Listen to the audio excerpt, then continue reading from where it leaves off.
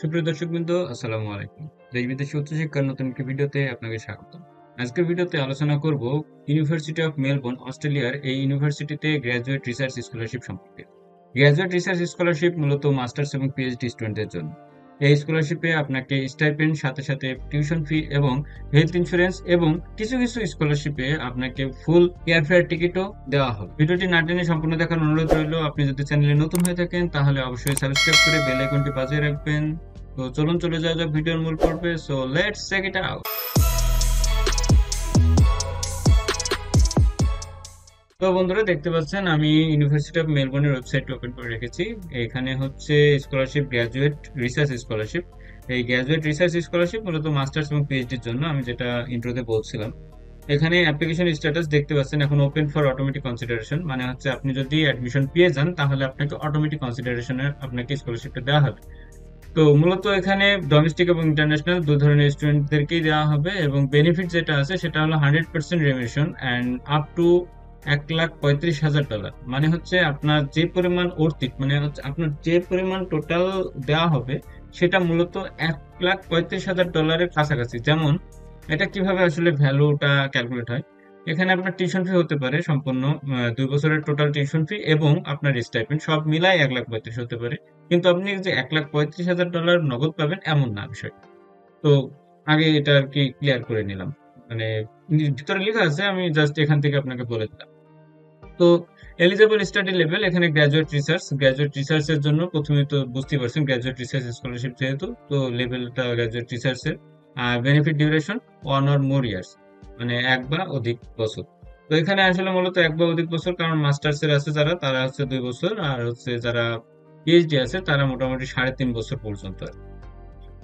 তো এখানে প্রথমে আমরা দেখবো যে হচ্ছে এই ইউনিভার্সিটিটা বা এই স্কলারশিপটা সম্পর্কে একটু সামারি। এখানে বলছে the Melbourne research scholarship research training programme RTP scholarship is offered to high achieving international and domestic students who are enrolling in a graduate research degree at the university of Melbourne. আপনি university of মেলবোর্নে যারা হচ্ছে আপনার graduate রিসার্চের এই আন্ডারে বা এই প্রোগ্রামের আন্ডারে যারা ভর্তি হবেন, শুধুমাত্র এলিজেবল যারা হবেন তারাই এই স্কলারশিপে আবেদন করতে পারবেন। অথবা যারা হচ্ছে অটোমেটিক কনসিডারেশন হবে, যেমন হচ্ছে আপনারা যদি অ্যাডমিশন হয়ে যায় আপনি এই স্কলারশিপের আওতায় চলে আসবেন। তো এখানে স্টাইপেন্ড কিভাবে দিবে না দিবে এটা সম্পর্কে একটু লেখা আছে বেনিফিটের মধ্যে। তো আমরা একটু স্টাইপেন্ডটা দেখি। এখানে বলছে full free offset up to 2 years for students undertaking masters by research degree, or up to 4 years for student undertaking doctoral degree. মানে যারা ডক্টরাল করবে তাদের সর্বোচ্চ 4 বছর, এবং যারা মাস্টার্স করবে তাদের সর্বোচ্চ 2 বছর এই স্কলারশিপের স্টাইপেন্ড দেওয়া হবে।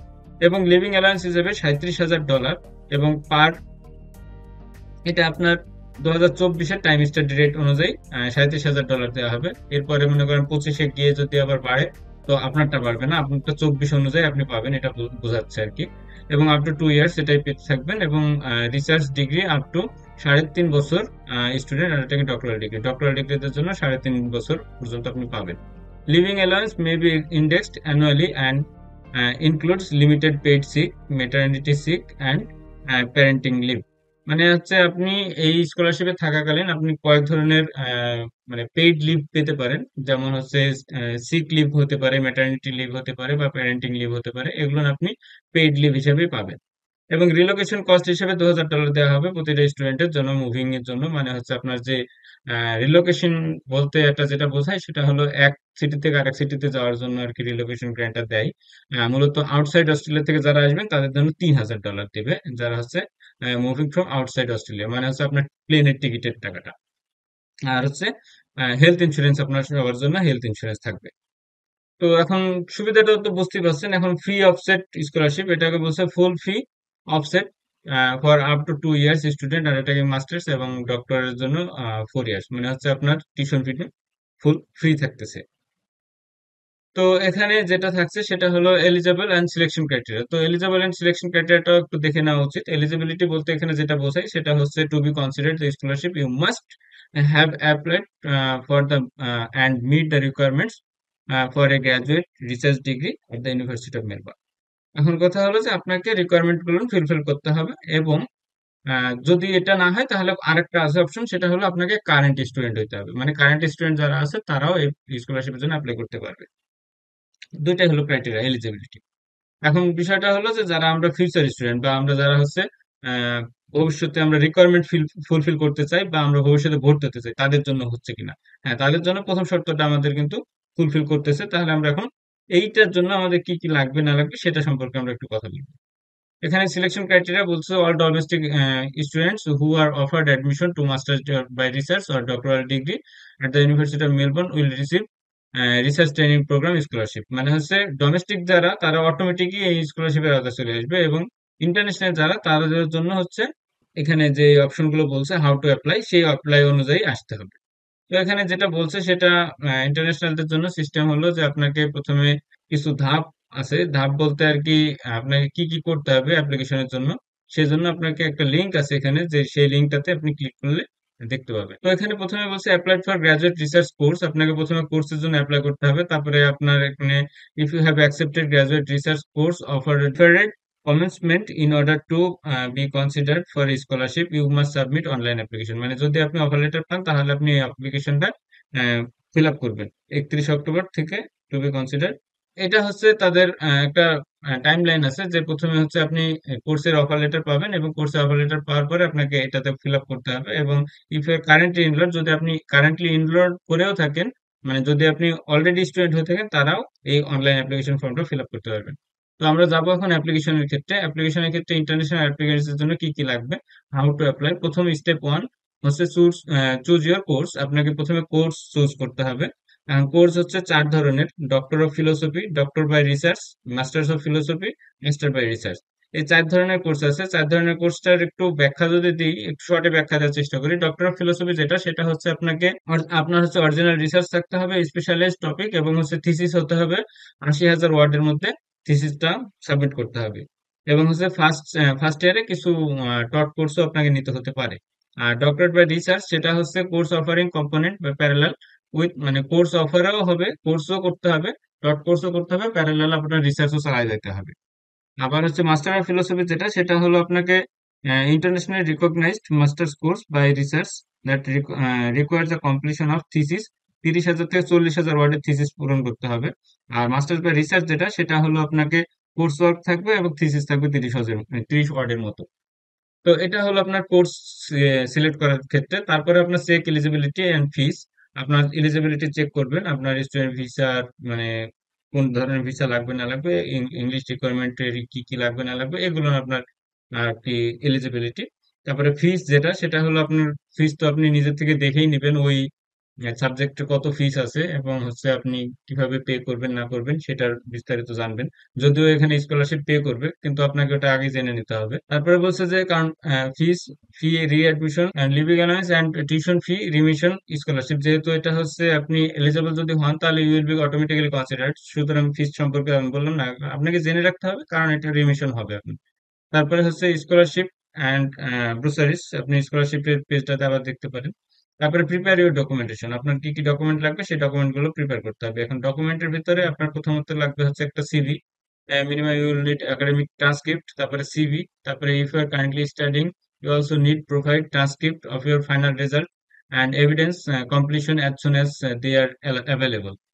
তারপরে আপনার depending on the course you may also have provide research proposal, folio, creative works মানে পোর্টফোলিও যদি থাকে পোর্টফোলিও, তারপরে জিআরই জিমেট দেওয়া থাকলে জিআরই জিমেটের রেজাল্ট দিতে হবে। If you don't have verified digital copy of academic documents for prior or current studies you wish to obtain during your application. মানে আপনি অ্যাপ্লিকেশন করতে পারবেন, কিন্তু হচ্ছে একটা সময় এসে আপনাকে সবগুলো জমা দিয়ে তারপরে আপনি আপনার মেইন কোর্স শুরু করতে পারবেন, এরকম আর কি ব্যাপারটা। তারপরে যেটা থাকছে হলো একাডেমিক ট্রান্সক্রিপ্ট। একাডেমিক ট্রান্সক্রিপ্টের কথা মানে সরাসরি যেটা বলছে সেটা হলো যে if you are currently studying you will need to provide transcript of your final result and evidence of completion as soon as they are available. মানে হচ্ছে আপনি যদি কারেন্টলি মাস্টার্স এর স্টুডেন্ট হয়ে থাকেন আর আপনি যদি ডক্টরে ভর্তি হতে চান বা পিএইচডি তে ভর্তি হতে চান, তাহলে আপনার ফাইনালের যে কত তারিখে হবে না হবে এই ডিটেলস নিয়ে একটা মানে সই স্বাক্ষর করে একটা এভিডেন্স আপনাকে জমা দিতে হবে। আর তারপরে চেক দ্য গ্রাজুয়েট কোর্স, এখানে আপনি গ্রাজুয়েট কোর্স গুলো দেখতে পারেন। তারপরে রেফারি, আপনার রেফারেন্স লাগবে, যে রেফারেন্সের বিষয়টা হলো 2টা রেফারেন্স লেটার লাগবে, এবং 2টা reference letter if the less than 5 years since your completed last course they should be your academic referee. মানে হচ্ছে আপনার যদি স্টাডি গ্যাপ যদি 5 বছরের নিচে থাকে তাহলে আপনি আপনার প্রিভিয়াস প্রফেসর বা সুপারভাইজারের কাছ থেকে আপনি রেকমেন্ডেশন লেটার নিতে পারবেন। এটা বোঝাইছে। আর রেকমেন্ডেশন লেটারের ক্ষেত্রে যত সম্ভব এখানে লিঙ্কের মাধ্যমে রেকমেন্ডেশন লেটার দিতে হবে, মানে হচ্ছে আপনি শুধুমাত্র তাদের ইমেল আর নাম পূরণ করবেন, সিস্টেম অটোমেটিক্যালি হচ্ছে মেইল সেন্ড করবে আপনার রেফারিকা এবং তারা পূরণ করবে। আর publication, if you want to include in your application details of publication of which you are author or co-author, please follow the following formatting convention। আপনাকে এই কনভেনশন অনুযায়ী করতে বলছে, যেমন হচ্ছে প্রথমে অথর, তারপরে টাইটেল অফ আর্টিকেল, তারপরে জার্নাল টাইটেল, ইস্যু নাম্বার, এভাবে আপনি লিখে তারপরে হচ্ছে আপনি এটা সাবমিট করবেন। আপনার সুপারভাইজার খোঁজার জন্য এখানে একটা অলরেডি লিংক আছে, এখানে গিয়ে আপনি সুপারভাইজার খুঁজতে পারবেন। আর নো ইউর ফ্যাকাল্টি, আপনার ফ্যাকাল্টি দেখার জন্য এখানে লিংক আছে, এখানে ওইভাবে আপনি ফ্যাকাল্টিও দেখতে পারেন। এবং ক্রিয়েটিভ ওয়ার্ক যারা, তারা ক্রিয়েটিভ ওয়ার্কের লিংক দেওয়া আছে। এবার অ্যাপ্লাই উইথ মেলবর্ন, মানে হচ্ছে আপনাদের স্টুডেন্ট পোর্টালে কিভাবে অ্যাপ্লাই করবেন। If you are current student or Melbourne, তাহলে থ্রু ইউর অ্যাকাউন্ট, মানে মেলবর্নের যে স্টুডেন্ট অ্যাকাউন্ট আছে সেই অ্যাকাউন্ট দিয়ে আপনি অ্যাপ্লিকেশন করতে পারবেন। আর যারা হচ্ছে if you are new student, তাহলে you can apply with online, এবং অনলাইনের লিঙ্ক এখানে দেওয়া আছে। এখানে যদি ক্লিক করি তাহলে অনলাইনের একটা পোর্টাল আসবে, সেখানে রেজিস্ট্রেশন করে দেন আপনাকে অ্যাপ্লিকেশন করতে হবে। আর তারপরে যেটা থাকে সে হলো be assessed and wait for offer. আপনাকে মানে অফারের জন্য ওয়েট করতে হবে। চেক দ্য কোর্স ওয়েবসাইট, এখানে আপনার মোটামুটি সবকিছুই কন্টিনিউয়াসলি আপনাকে জানানো হবে, আপনি সেই হিসাবে ওয়েট করতে থাকবেন। আর স্কলারশিপ যেগুলো দেখার দরকার আছে, যদি আরো কোনো স্কলারশিপ দেখতে চান তাহলে এখানে স্কলারশিপ গুলো দেখতে পারেন। তবে মোটামুটি স্কলারশিপ আমি একটু আইডিয়া দিয়ে থাকি, এখানে মোটামুটি 600 জনের মতো স্কলারশিপ পাবেন। শুধুমাত্র এটা না, টোটাল মেলবোর্নে যত মাস্টার্স এর জন্য অ্যাপ্লাই করবেন সব মিলে টোটাল 600টা জনকে মাস্টার্স এর জন্য ওরা অ্যাপ্লিকেশনের মানে গ্র্যান্ট করে বা হচ্ছে স্কলারশিপ দেয়। সুতরাং একটা হিউজ অ্যামাউন্ট একটা স্কলারশিপ দেয়, যদি আপনি এলিজিবল মনে করেন তাহলে আপনারা অ্যাপ্লাই করতে পারেন। তো যাই হোক, এই ছিল আজকের মতো। শুভকামনা সবার জন্য, ভালো থাকবেন, সুস্থ থাকবেন, দেখা হবে পরে কোনো ভিডিওতে। আল্লাহ হাফেজ।